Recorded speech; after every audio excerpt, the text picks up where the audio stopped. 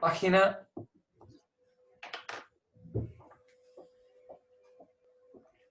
51.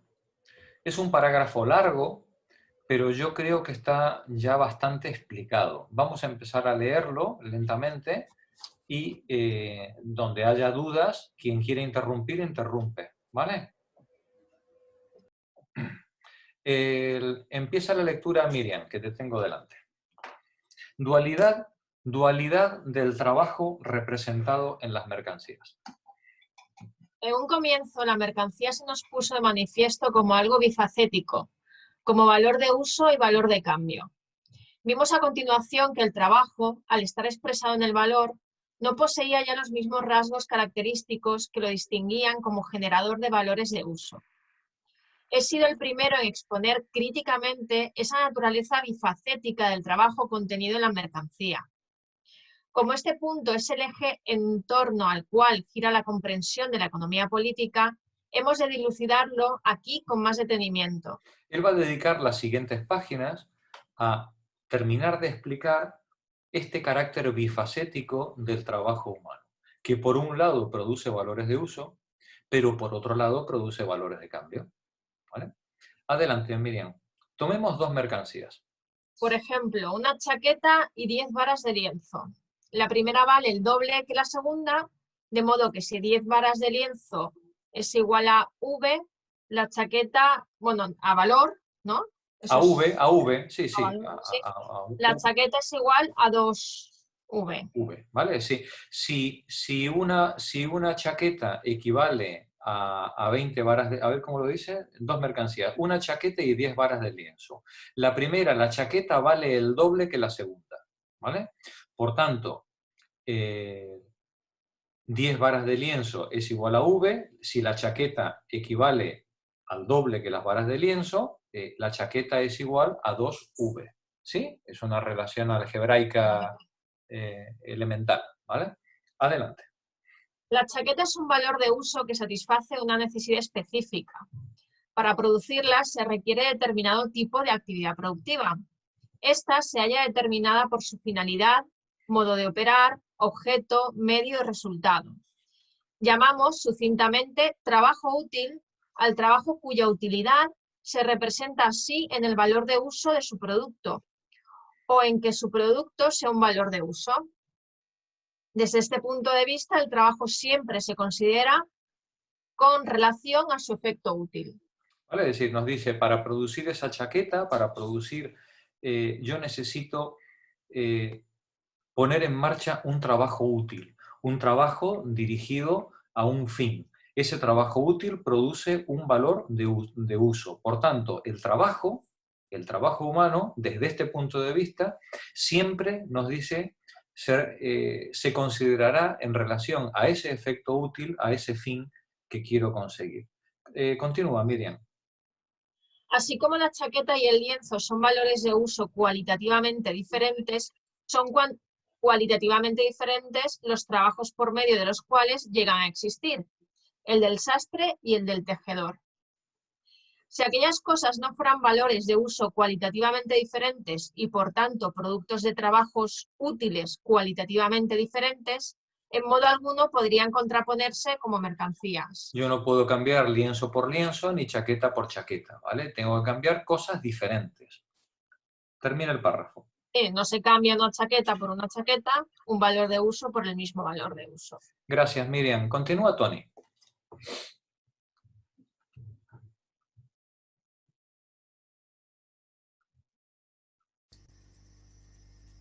Ahora, perdón. Sí. A través del cúmulo de los diversos valores de uso o cuerpos de las mercancías, se pone de manifiesto un conjunto de trabajos útiles igualmente disímiles, diferenciados por su tipo, género, familia, especie, variedad, una división social del trabajo. Esta constituye una condición para la existencia misma de la producción de mercancías, si bien la producción de mercancías no es, a la inversa, condición para la existencia misma de la división social del trabajo. Vale, nos dice Marx que el cúmulo de los diversos valores de uso que se ponen de manifiesto en las mercancías lo que pone de manifiesto son también un cúmulo de trabajos útiles igualmente diferentes. No es lo mismo el trabajo del sastre que el trabajo del tejedor, ni del que pesca ni del que caza. Por tanto, el cúmulo de valores de uso lo que pone de manifiesto es una división social del trabajo. Y esa división social del trabajo es anterior a la existencia de las mercancías. Primero dividimos el trabajo, después conseguimos acopiar valores de uso excedentes y después recién aparece históricamente y lógicamente la mercancía. Continúa, Tony. Esta constituye una condición para la existencia misma de la producción de mercancías. Si bien la producción de mercancías... no sé, lo digo, perdón. Está bien, pero termina el párrafo. A la inversa condición para la existencia misma de la división social del trabajo. En la comunidad paleoíndica, el trabajo está dividido socialmente sin que por ello sus productos se transformen en mercancías. O bien, para poner un ejemplo más cercano, en todas las fábricas el trabajo está dividido sistemáticamente, pero esa división no se halla mediada por el hecho de que los obreros intercambien sus productos individuales. Solo los productos de trabajos privados autónomos, recíprocamente independientes, se enfrentan entre sí como mercancías. Solo los productos de los trabajos privados autónomos, recíprocamente independientes, se enfrentan entre sí como mercancías. Y si lo dijéramos desde un punto de vista antropológico, diríamos que solo se intercambian mercancías en los límites de las entidades comunitarias. Solo se intercambian mercancías en los límites de las unidades de producción, independientemente de la cantidad de gente que configure la unidad de producción.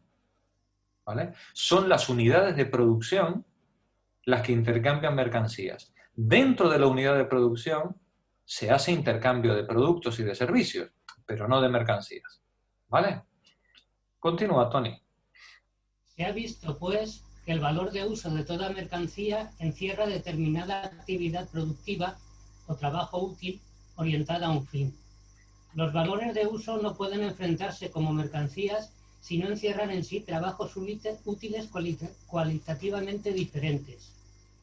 En una sociedad cuyos productos adoptan en general la forma de mercancía, esto es, en una sociedad de productores de mercancías, esa diferencia cualitativa entre los trabajos útiles, los cuales se ejercen independientemente unos de otros como ocupaciones privadas de productos autónomos, se desenvuelve hasta constituir un sistema multimembre, una división social del trabajo.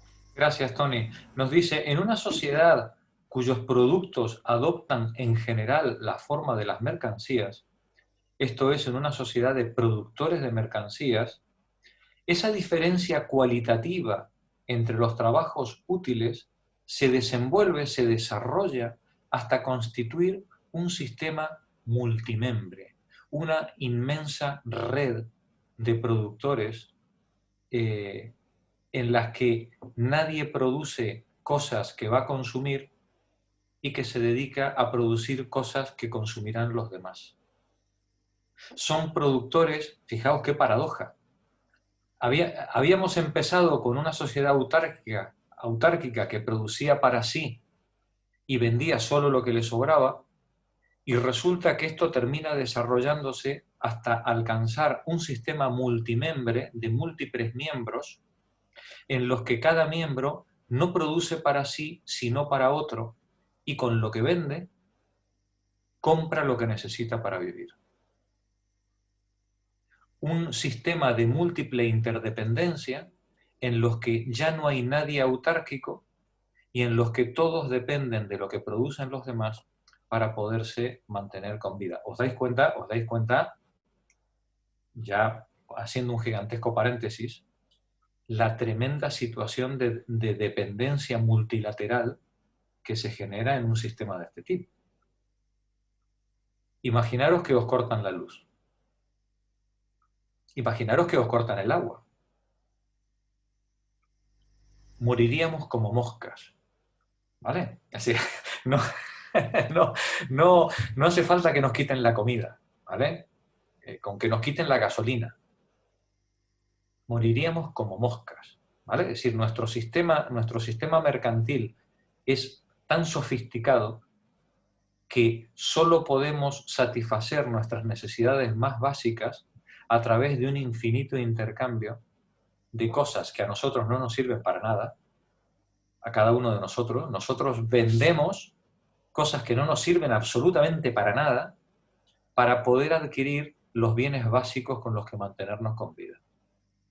Esa es nuestra realidad. Nada que ver con el Yanomano de la selva amazónica o el cool del Kalahari, ¿vale? Absolutamente nada que ver. Estamos en el otro extremo, ¿no? Ellos son autárquicos e intercambian solo de higos a breva lo que les sobra, y nosotros somos multidependientes, ¿vale? Claudio, ¿te apetece leer a ti algunos párrafos? No es obligatorio, ¿eh? Leo el primero, a ver qué tal. A ver qué tal. A la chaqueta, por lo demás, tanto le da que quien la vista... Me parece que lo dejo de momento, ¿vale? Lo he ¿Sí? intentado. No te preocupes, Claudio. Gracias. Me parece bastante... bueno, empiezo otra vez, perdón. Sí, no te preocupes. A la chaqueta, por lo demás, tanto le da que quien la vista sea el sastre o su cliente. En ambos casos oficia de valor de uso. La relación entre la chaqueta y el trabajo que la produce tampoco se modifica en sí y para sí, por el hecho de que la ocupación sastreril se vuelva profesión especial, miembro autónomo de la división social del trabajo. El hombre hizo su vestimenta durante milenios, allí donde lo forzaba a ello la necesidad de vestirse antes de que nadie llegara a convertirse en sastre. Fijaos, el hombre hizo su vestimenta durante milenios, allí donde la necesidad lo forzaba a vestirse, mucho antes de que a nadie se le ocurriera ser sastre, ¿no? Y vender chaquetas a los demás, ¿vale? Adelante, Claudio. Pero la existencia de la chaqueta, del lienzo, de todo elemento de riqueza material que no sea producto espontáneo de la naturaleza, necesariamente estará mediada siempre por una actividad productiva especial, orientada a un fin, la cual asimila a necesidades particulares del hombre materiales, naturales, particulares. Detente un momento. Nos dice Marx, este párrafo es muy importante. Pero la existencia de la chaqueta, del lienzo, de todo elemento de riqueza material que no sea producto espontáneo de la naturaleza, las bananas que nacen en el árbol, ¿no? Necesariamente estará siempre mediado por una actividad productiva especial orientada a un fin. Necesariamente estará mediada por el trabajo humano, el cual, subrayároslo, asimila, une necesidades particulares del hombre a materiales naturales. El trabajo siempre es la unión. El trabajo orientado a un fin siempre va a unir las necesidades de una persona a las propiedades físicas, naturales, que tengan las cosas que están fuera. El ser humano, el Homo faber, es un transformador del medio. El hombre transforma, el ser humano transforma la naturaleza en la misma medida en la que se transforma a sí mismo, por supuesto, pero vive de adaptar el entorno natural a sus necesidades. ¿Vale? Termina el párrafo, Claudio. Como creador de valores de uso. Sí. Como creador de valores de uso, como trabajo útil, pues el trabajo es, independientemente de todas las formaciones sociales, condición de la existencia humana, necesidad natural y eterna de mediar el metabolismo que se da entre el hombre y la naturaleza, y por consiguiente de mediar la vida humana. Así que compañeras, desengañaos, ¿vale? Hemos venido al mundo a trabajar. Lo único que tenemos que discutir es cómo vamos a trabajar, cómo vamos a repartir el trabajo y cómo vamos a repartir el resultado del trabajo, ¿vale? Pero eso de que unos vinieron aquí a vivir a la chepa de los otros, no. ¿Vale? Sí. Es decir, aquí hemos venido a trabajar todas, ¿no? Sí. Ahora bien, nos podemos repartir el trabajo y nos podemos repartir la riqueza, pero esos criterios ya serán políticos. Lo único natural que hay aquí es que como animales que somos, tenemos que arrancar a la naturaleza lo que necesitamos para poder sobrevivir. Nos dice, como creador de valores de uso, como trabajo útil, pues el trabajo es, independientemente de todas las formaciones sociales, a lo largo de toda la historia, el trabajo es la condición de la existencia humana, necesidad natural y eterna de mediar el metabolismo que se da entre el hombre y la naturaleza, y por consiguiente, de mediar la vida humana. Eso no es un castigo, es lo que hay, es lo que hay, ¿vale? Y hay quien quiere vivir a costa de los demás y hay quien quiere vivir de su trabajo. De eso va la política, desde que nació el Homo sapiens hasta la actualidad. Gracias, Claudio. Continúa, Monse. Aquí ¿Puedo la cortar? definición ¿Puedo de decir una cosa? Sí, adelante. Me voy a adelantar, pero cuando empieza, toca, bueno, cuando cuenta esto de la chaqueta que antes se hacía, a ver, ¿dónde está? ¿Dónde lo dice? El hombre hizo su vestimenta durante milenios allí donde lo forzaba a ello la necesidad de vestirse, ¿no? Vamos siempre encaminados a que ese fin y esa utilidad, a tener cada vez más necesidades, ¿no? O sea, y eso va a acabar con nosotros. O sea, lo que quería plantear, que empieza ya aquí Marx a decir, bueno, antes el sastre no había necesidad de sastre, no teníamos un sastre, no había esa necesidad de ese trabajo, porque tampoco se nos había creado la necesidad de la chaqueta. Cada uno podía ser, no tenía que ser multidependiente, porque cada uno pues se cultivaba lo que comía, se hacía su ropa y no necesitaba del sastre, ni de la electricidad, ni del agua, ni del gas natural, ni del móvil, ni de todo esto que nos está haciendo tan multidependientes que llega una pandemia y nos podemos morir todos porque no tenemos huerto y no tenemos estas cosas, ¿no? Entonces, el tema de cada vez que haya más mercado nos hace cada vez más multidependientes y por ende más desposeídos de lo que realmente necesitamos para sobrevivir, ¿no? O sea, Sí, hubo un momento en el que nuestros antepasados salieron de África, allá por el 100.000 antes de nuestra era. Nuestros antepasados decidieron hacer una excursión y salieron de África. No salieron por las buenas.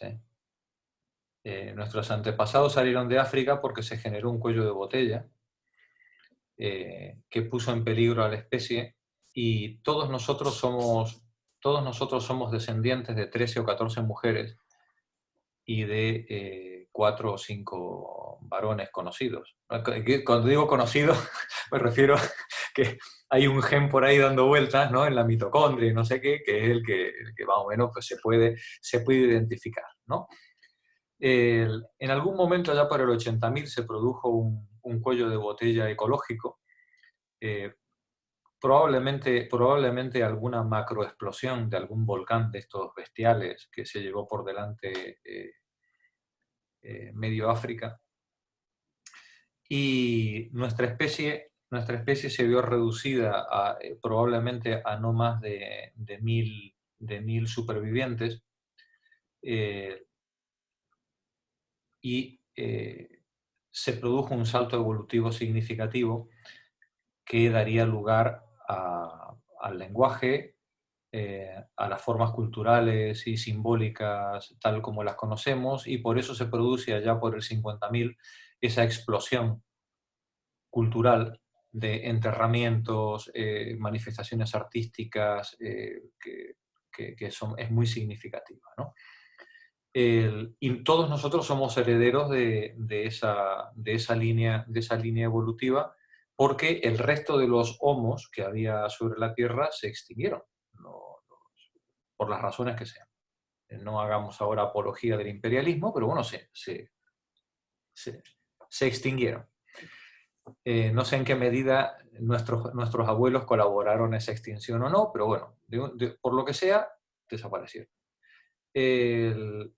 Y aunque han quedado en nuestros genes, han quedado restos de algunos de estos, por cruce con estos otros homos, básicamente nosotros somos descendientes de esa línea de inmigrantes que salieron de África alrededor entre el 100.000 y el 80.000.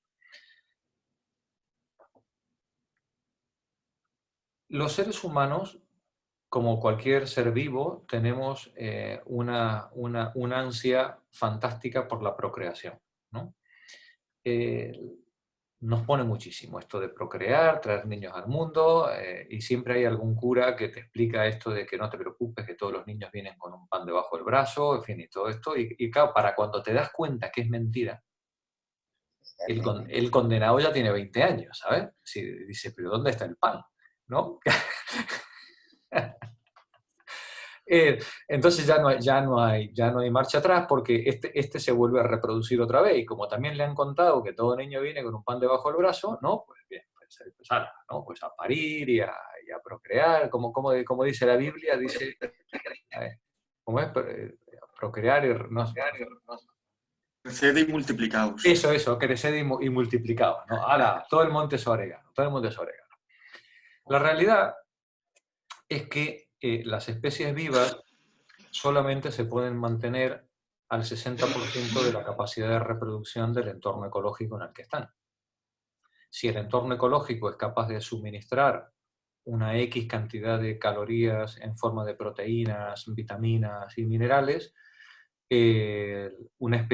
cualquier especie viva, nosotros, las amebas, el gusano de seda y el que sea, ¿vale? Es decir, cualquier especie viva se reproduce hasta el 60% de media de la capacidad de sustentación del entorno. ¿Y qué pasa con la gente que insiste en seguir creciendo y procreándose? ¿Vale? Por encima del 60% de la capacidad de sustentación del entorno. Bueno, porque llega la guadaña biológica en forma de peste, hambre, enfermedad, violencia, desastre ecológico, que nivela la especie. ¿Qué es lo que hacen las especies cuando se encuentran con la guadaña? Emigrar. Salir fuera de su espacio y conseguir mantenerse en condiciones óptimas de vida en entornos menos saturados de competidores, ¿no? Y así los seres humanos pues, nos fuimos extendiendo a lo largo de los milenios, desde el corazón de África hasta la Tierra del Fuego. En el 12.000 cruzamos o en el 15.000 cruzamos el canal de Bering, el estrecho de Bering, y nos metimos en América persiguiendo mamuts, y terminamos tomando mate ahí en Tierra del Fuego. Pero la realidad es que seguimos creciendo y multiplicándonos. Y en la medida en la que insistimos en seguir creciendo y multiplicándonos, encontramos límites ecológicos y límites políticos a las posibilidades de supervivencia de nuestras comunidades. Los límites ecológicos, lamentablemente, los resolvía la naturaleza mediante una guadaña. Ahí tienes a los aztecas, los olmecas, ¿no? Cada vez que los grupos humanos se desarrollaron por encima de la capacidad de sustentación del hábitat para la tecnología que tenían, pues entraban en lo que Engels llamó, no Engels el de Marx, sino el economista, lo que llamaba la ley de rendimientos decrecientes, que esto Claudio lo conocerá de sobra, es decir, que dice que yo aumento la productividad de forma proporcional al input energético que yo aplico, ¿no? Si en vez de si en vez de, en una hectárea de terreno, si en vez de poner 10 horas de trabajo pongo 20, multiplico la productividad por 2. Si en vez de 20 pongo 40, multiplico la productividad por 2. Si en vez de 40 pongo 80, multiplico la productividad por 2. Hasta un límite. Hay un límite en el que rompo la capacidad de productividad del entorno y los rendimientos entran en caída libre. Esto lo aprendieron todos los agricultores muy rápidamente, en base al agotamiento de las tierras, teniendo que inventar técnicas de cultivo, de abono, de barbecho, de ciclos de rotación de cultivo, para poder compensar las pérdidas de rendimiento de los terrenos. Pero hay civilizaciones que no fueron capaces de solucionarlo. Los olmecas no fueron capaces de solucionarlo y desaparecieron. Los aztecas no fueron capaces de solucionarlo y desaparecieron.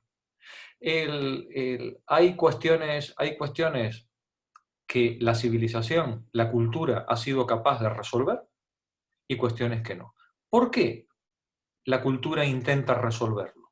Porque cuando no lo resuelves, al problema de saturación del entorno ecológico, las alternativas son dramáticas. O te enfrentas a la muerte por epidemias o por inanición, o te enfrentas a la desagradable decisión de tener que recurrir al infanticidio para contener el crecimiento poblacional. Y ninguna de las dos soluciones es deseable. Por eso las sociedades humanas, desde muy temprano, nos vimos abocadas al desarrollo tecnológico permanente y al desarrollo científico permanente, para poder compensar el crecimiento de la población o la pérdida de productividad de los entornos ecológicos a los que nos enfrentábamos. Las sociedades que fueron capaces de sobreponerse a esa pérdida de rendimiento o los desastres naturales sobrevivieron. Las que no fueron capaces de resolver ese dilema o se extinguieron o fueron absorbidas por otras o tuvieron que emigrar a zonas más adecuadas para la supervivencia. Pero los seres humanos no fuimos capaces hasta 1950, hasta 1930, no fuimos capaces, no tuvimos las herramientas de control de la producción y de control de la natalidad, de control social adecuadas como para poder programar, dirigir, organizar el futuro, la producción, el reparto de trabajo, el reparto de riqueza y la población, de manera de garantizar condiciones de vida óptimas, en las condiciones que sean aceptables para la mayor parte de la población. No tuvimos ni los conocimientos, ni la tecnología, ni la conciencia del problema que estábamos enfrentando. Hasta el siglo XIX se creía que la población seguía una ley de hierro, ¿no? La famosa de Malthus, ¿no? Y no éramos conscientes, no teníamos las herramientas para poder resolver ese dilema político, ecológico, moral, que representaba la organización del trabajo, la organización de la riqueza y la organización de la reproducción humana, de manera de asegurar la felicidad, la estabilidad política para la mayoría de la población. A partir de 1930 ya tuvimos esos conocimientos, pero desde entonces hasta hoy no parece que hayamos mostrado mucha voluntad por aplicarlos. En los últimos 100 años sabemos de sobra cuáles son las condiciones ecológicas en las que nos movemos, sabemos de sobra cuáles son las condiciones de reparto de trabajo y de reparto de riqueza que nos permitirían mantener una sociedad justa, igualitaria y feliz, pero no parece que haya mucha voluntad por hacerlo. Disculpa, Jorge. Sí, adelante. Estoy escuchándote con mucho... Me está gustando muchísimo lo que estás diciendo. Pues a mí no, ¿eh? A mí no me está gustando. Sí, no, me está gustando como lo estás diciendo. O sea que si hace 100 años nuestros padres, abuelos, bisabuelos hubieran pensado en esto, en lugar de tener 8, 10, 12 hijos, hubiesen tenido menos, estaríamos muchísimo mejor. Pero es que no tenían esa opción. No tenían los métodos anticonceptivos. No conocían la marcha atrás. No, sí, pero es que la marcha atrás es muy Ahí desagradable. vamos, por eso. Bueno, Por es eso que lo había digo. mucha violación también. Había Pues mucha aquí, violación. Sí. Claro. en ese sentido, violación en el sentido de que Claro. No, he entendido, sí está entendido, pero me está llamando muchísimo la atención, ya lo he dicho, me está gustando y estoy viendo que nosotros podíamos haberle puesto, nosotros, a nivel mundo, podíamos haberle puesto una barrera para que no estuviéramos como estamos ahora. El problema, digamos, Ana, es el siguiente. Es decir, cada vez que la sociedad humana fue capaz de producir un salto tecnológico que multiplicara su productividad, en vez de mejorar su nivel de vida, aumentó la población. a ver, yo a lo que iba es que, dando por sentado todo lo que has dicho, si nosotros creamos menos necesidades, o sea, si ya que somos tantos, si cada uno de nosotros, en vez de consumir y tener esa necesidad de producción tan grande, no tendríamos más equilibrio ecológico y tendríamos alguna posibilidad de, de sobrevivir como especie si no fuese un sistema capitalista abrupto, salvaje, de que, claro, yo en mi vida, si tuviese una vida en la que yo, como las poblaciones que dice Marvin Harris, o sea, yo me lo como, yo me lo guiso, yo utilizo esto y no tengo esa necesidad capitalista de tanto consumo, si de esa forma, ya que somos tantos, se podría reducir el efecto este devastador que somos para el planeta, ¿no? O sea, Lo que tú estás planteando es una reorganización del trabajo y una reorganización de los recursos para que se repartan mejor y con menos ataque al ecosistema podamos mantener niveles de vida más o menos similares. Eso es lo que entiendo que tú estás proponiendo. Yo me venía por lo del sastre, o sea, si podemos hacernos una chaqueta o tener una ropa normal, sí. Porque tenemos que tener un sastre o un Inditex o una producción masiva de cosas que luego acaban en contenedores y se queman. O sea, lo tenemos que tener, vamos a ver, la historia no va atrás, ¿vale? La historia no, lamentablemente no se puede desandar.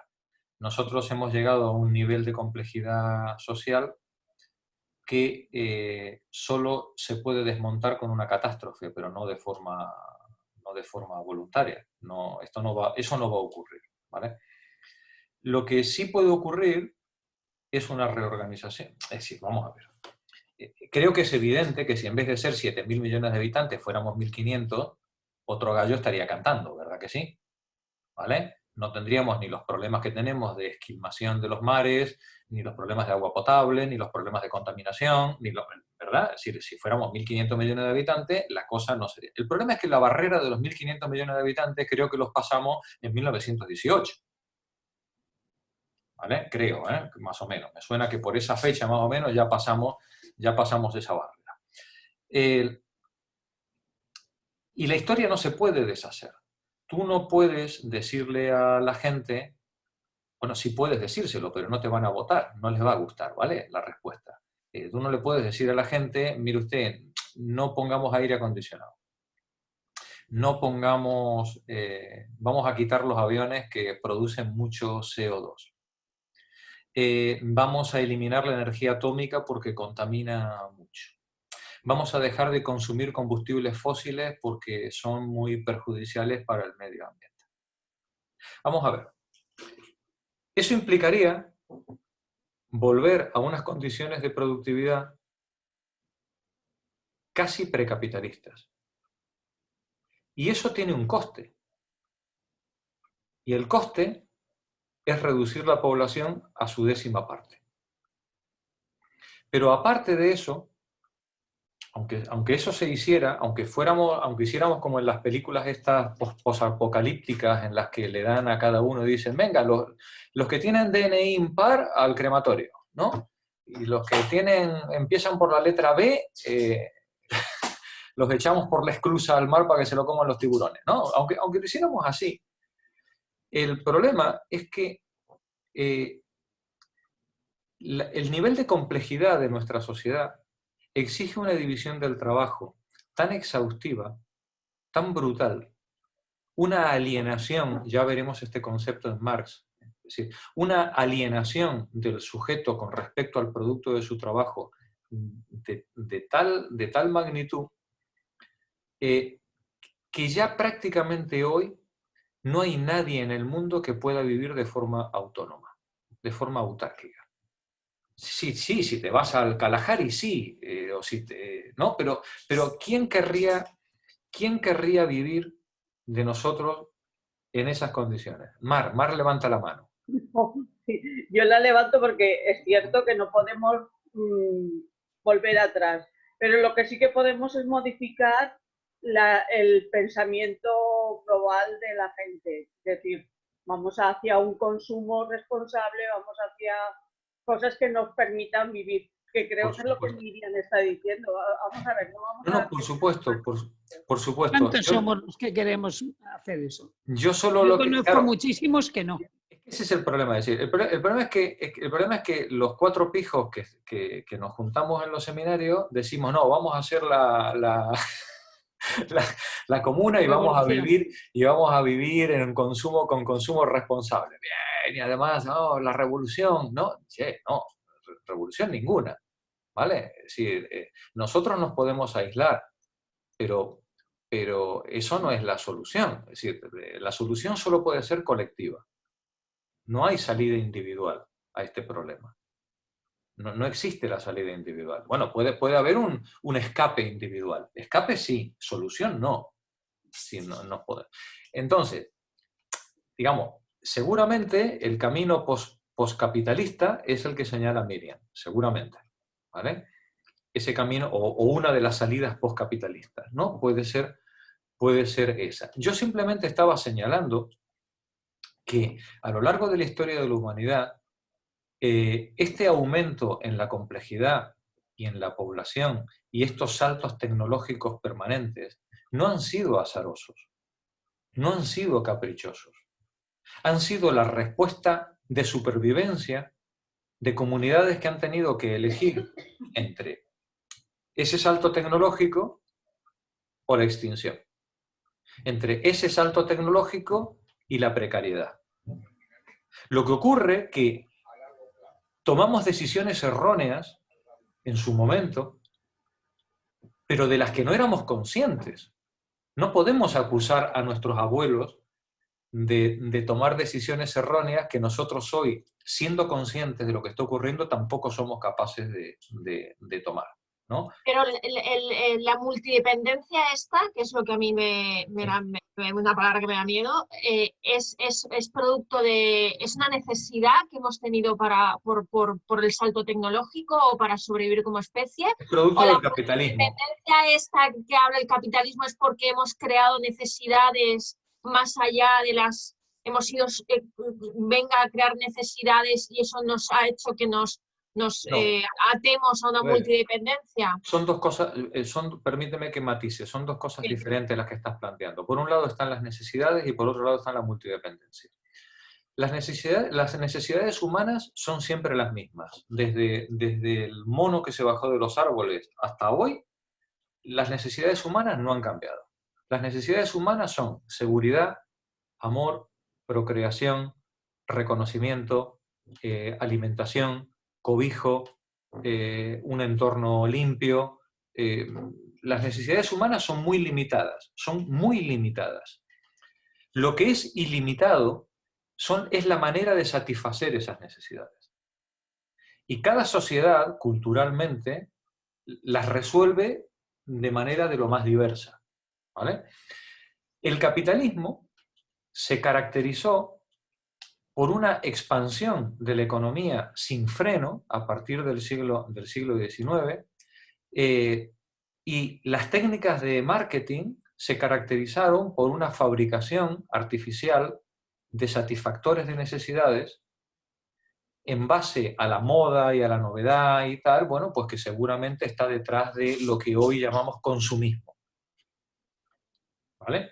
Pero eso es una cosa, y otra cosa es que somos 7.000 millones de habitantes que necesitan educación, agua, transporte, medios tecnológicos de comunicación, tal, y que no nos engañemos. Al estándar de vida al que tú estarías dispuesta a renunciar, al que tú estarías dispuesta a retroceder en beneficio, digamos, de un planeta más sostenible, ese estándar de vida que las personas como nosotros, digamos, estamos dispuestos a renunciar al transporte privado, estamos dispuestos a renunciar al aire acondicionado, estamos dispuestos a renunciar a la mitad del consumo energético, estamos dispuestos a muchas renuncias. Aun cuando renunciáramos todos a eso, la mayor parte del planeta seguiría sin tener acceso. Ese es el problema. El problema es que nosotros renunciando a la mitad de nuestro nivel de vida, que ya es decir, renunciando a la mitad de nuestro consumo, todavía estamos tan lejos de lo que podría permitirse el 60% o el 70% del planeta, que aún ese modelo probablemente sería escaso. Hombre, de esto Víctor sabe más que yo, está más en contacto con estas teorías del decrecimiento y tal. Pero bueno, lo que quiero decir que en todo caso, lo que ocurrió. La pregunta que nos tenemos que hacer es ¿qué vamos a hacer nosotros de ahora en adelante? Porque desde hace 100 años no tenemos excusa. Tenemos la información, tenemos los recursos tecnológicos, lo único que no tenemos, parece ser, es la voluntad política de actuar. Y así todo, la solución será dolorosa. Y por tanto, políticamente difícil de vender. ¿No? Adelante, Víctor. Dos matices aquí. Uno, el yerno de Marx escribió un libro que creo que se llamaba El derecho a la pereza. Sí. Precisamente el hombre no puede ser completamente autosuficiente desde el punto de vista individual. Tiene que haber una dependencia para poder así proveerse de tiempo libre, que es súper importante. Y dos, el problema no está en el consumo. El ser humano va a consumir lo que tenga disponible. Esa es una de las tesis centrales de Marx, que lo que hay que controlar es la producción, no el consumo. Una vez que controlas la producción, controlas el consumo. Claro. Al final la gente se come todo lo que tiene a su alrededor, eso está claro. Si hay menos, pues menos hay para discutir, efectivamente. El problema es que tú entras, yo tenía una amiga de los países del este, de estas de Eslovaquia, que vivió el cambio, ¿no? ¿no? Y me contaba una frase que yo me imagino que sería una anécdota, una frase hecha en su época, que decía algo así como que descubrimos que todo lo que nos habían contado del socialismo era mentira, pero la tragedia fue que todo lo que nos habían contado del capitalismo era verdad, ¿no? en el cambio político, ¿no? Realmente en el cambio de un modelo a otro, pasaron de supermercados vacíos donde no había nada que comprar a supermercados llenos donde nadie podía comprar. Ese fue digamos, el fenómeno, ¿no? Que resumido así a lo bestia, ¿no? efectivamente en el capitalismo los supermercados los tenemos llenos.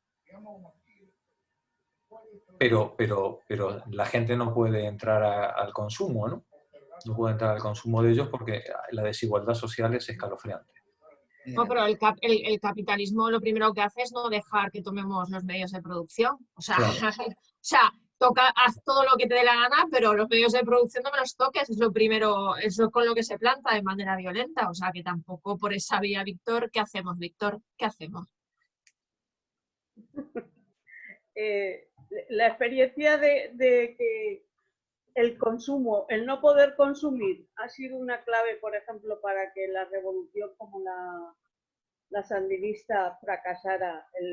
Tú ibas allí y la gente no se quejaba de que fueran corruptos o de que fueran asesinos o de que fueran nada. Se quejaban de que no podían consumir, que no tenían los jeans y que los jeans que tenían eran los cubanos y no eran los americanos. Y en Cuba, pues yo creo que el problema, cuando ha sido problema, ha sido lo mismo. Es muy parecido. No tener sanidad o no tener esto o no tener lo otro. No poder consumir siempre es la queja, y la Unión Soviética también, la gente venía diciendo, es que allí no hay de nada, no hay de nada, ¿no? Pero de la calefacción gratis, la escuela gratis, el transporte gratis, de todo eso no hablaban. ¿Sabes por qué? Porque como lo vivían como el aire, como algo dado, ¿no? Las personas nos fijamos solo en la falta, no en lo que tenemos, ¿no? Efectivamente.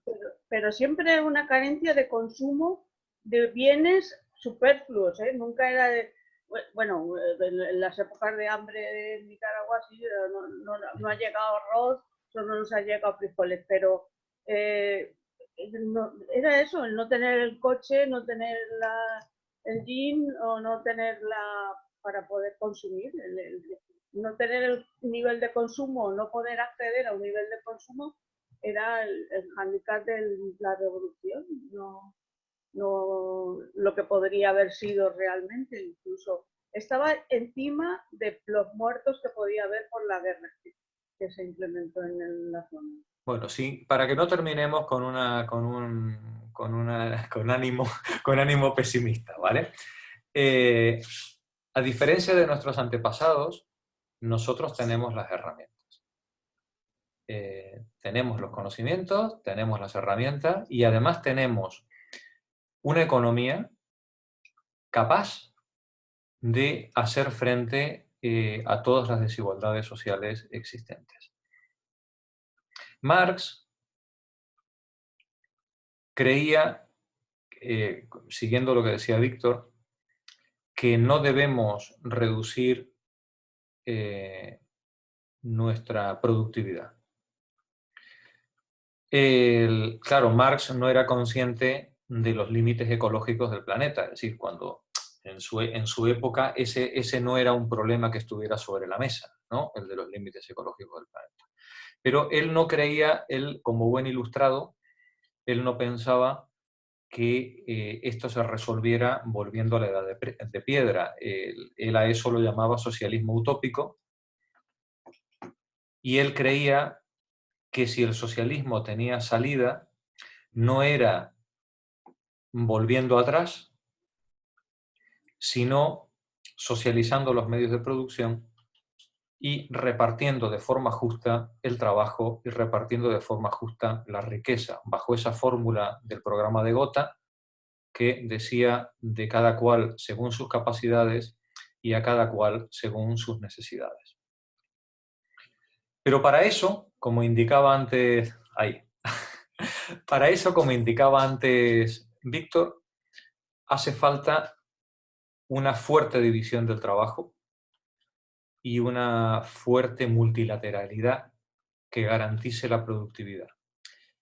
Y Miriam preguntaba, no, pero ¿podemos reducir la productividad? Marx te diría, y además lo dice en el tomo 3 del Capital, hay una frase histórica de él que dice que el reino de la libertad empieza donde acaba el reino de la necesidad.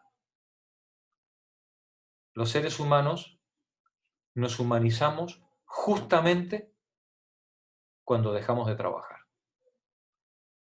Por eso es importante que nuestra productividad sea la mayor posible, no para consumir más, sino para trabajar menos. Y para poder dedicarnos a aquello que efectivamente nos hace humanos, que son las relaciones sociales, el amor, la amistad, el estudio, el arte, la música. Pero para eso tenemos que haber sido capaces de resolver con la menor cantidad de horas de trabajo posible las necesidades básicas para mantenernos con vida. Por eso, no tanto no a la productividad, como sí a la racionalización de esa productividad, a esa división del trabajo y sobre todo al reparto equitativo de trabajo y de riqueza, para que no ocurra como ocurre ahora, que un 80% de la humanidad se desloma a malvivir, para que el otro 20% tire manteca al techo, derrochando los recursos producidos en un nivel de vida infinitamente superior al resto. Reparto de trabajo, reparto de riqueza, división social y tecnología y ciencia, esas serían las respuestas que daría Marx en esa época. Seguramente nosotros hoy tendríamos que matizar esto desde el punto de vista ecológico y desde el punto de vista antiimperialista, deberíamos matizarlo mucho, pero digamos que marcha atrás